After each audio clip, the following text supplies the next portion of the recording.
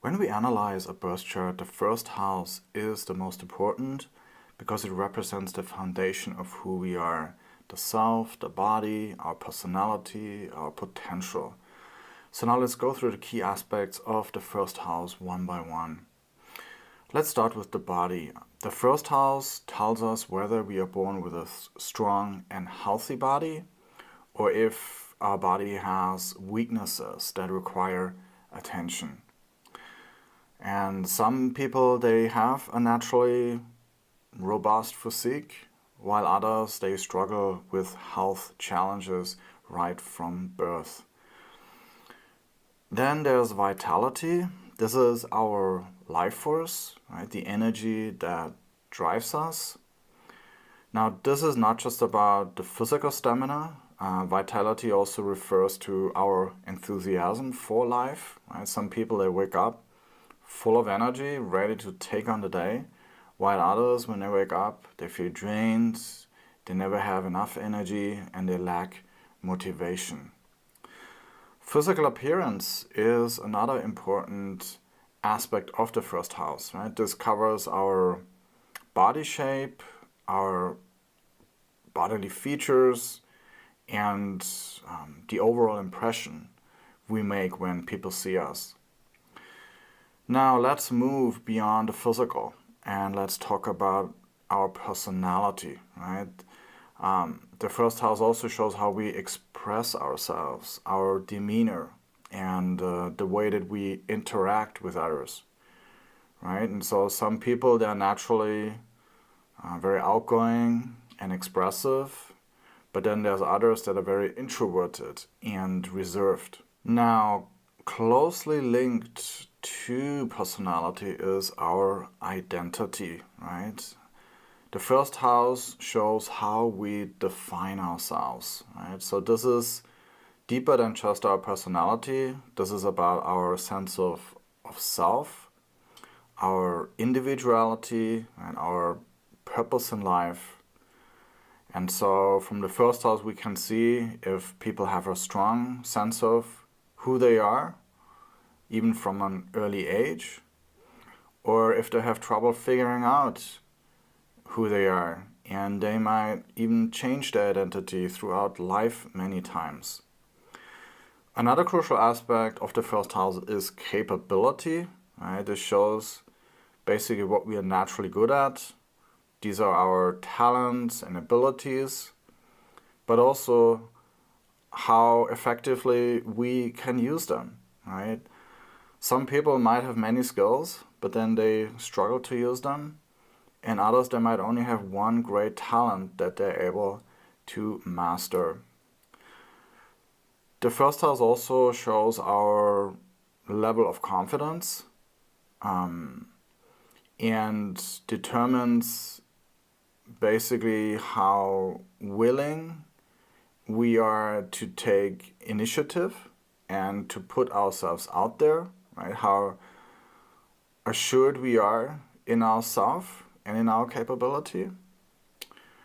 And then finally, the first house also rules our potential, right? And this really represents our inherent ability to make the most out of life, right? It's not just about,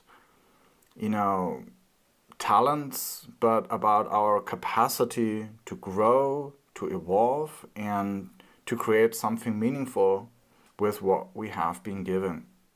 The second house is connected to our material and personal values, and it doesn't just deal with wealth, but also our sense of self-worth and our sense of material security.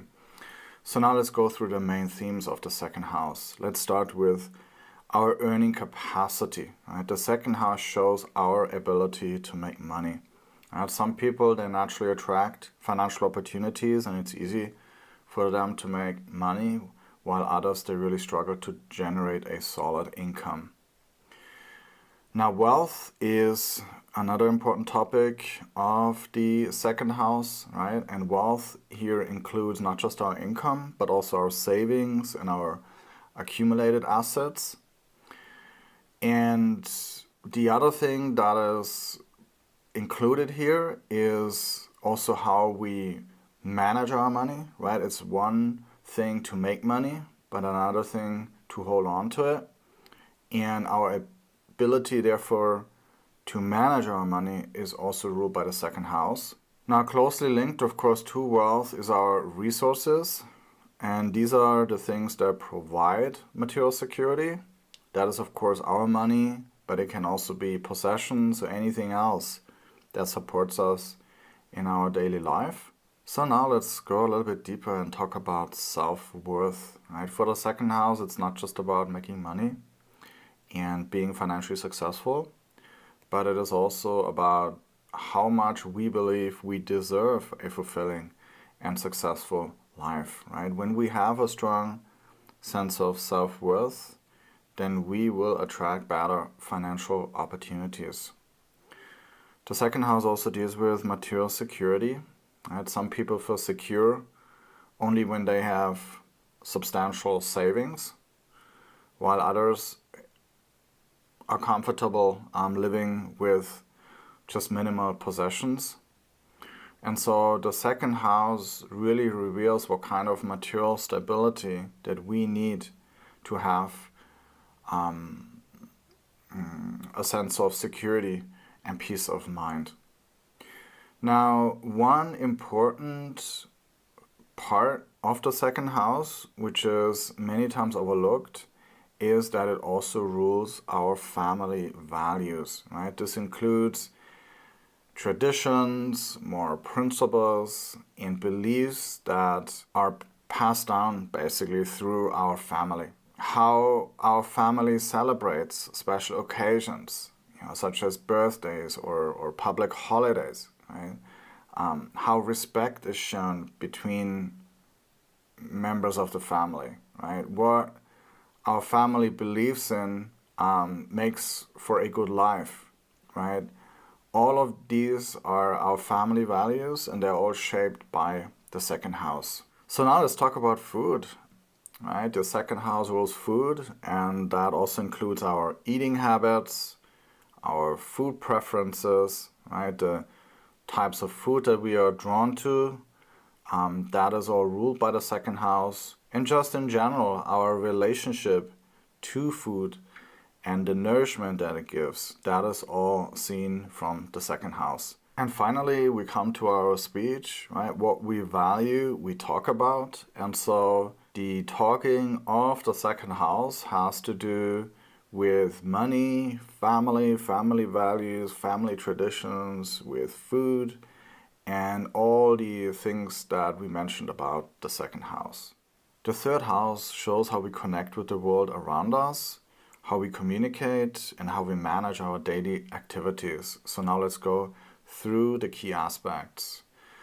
Siblings. Yes, the third house indicates our relationship with our brothers and sisters, and it shows whether the relationship is close or distant, and whether we have a happy or a difficult relationship. Neighbors are also included in the third house, and this doesn't just mean the people, living next door, but anyone in our immediate environment, and so it includes classmates, co-workers, and even the people that we interact with regularly in our daily routine. Now, teamwork is another topic of the third house, and that includes our ability to collaborate and work effectively with others, right? Whether in school or at work or in any other group setting, the third house shows how well we function as part of a team. The third house also rules short journeys, right? So these are the frequent and local trips that we take. And so every time that we go to school or to work or even just out, for shopping, we are engaging in third house activities. Skills and the third house are inseparable, right? What we are naturally good at or what we need to develop with practice is indicated by the third house. And naturally associated here is learning, right? The third house, first of all, rules over basic education like reading, writing, math, but it also has to do with technical and practical knowledge. So if we want to learn how to, make a video, record it, edit it, and then perhaps even sell it online, that would all be third house learning, right? It's about acquiring the skills that have real world applications. Of course, in order to get excited about learning a new skill, we need to have curiosity, right? Curiosity really reflects our natural interest in exploring and understanding new things. Now, one of the most important aspects of the third house is communication, right? And the third house is therefore going to indicate how we express our ideas, whether that is verbally or in written form, right? Some people, they are very articulate and confident, and they're just very good communicators, whereas others, they really struggle to communicate their thoughts clearly. And this is all ruled by the third house. And finally, we can talk about courage. So here, this is not just any kind of courage. Courage is connected to the third house because it requires a certain confidence for us to express our ideas and to engage with the world, right? To take on all those everyday challenges, right? To interact with people and to handle all this, third house stuff that requires courage. And that's what the third house is about.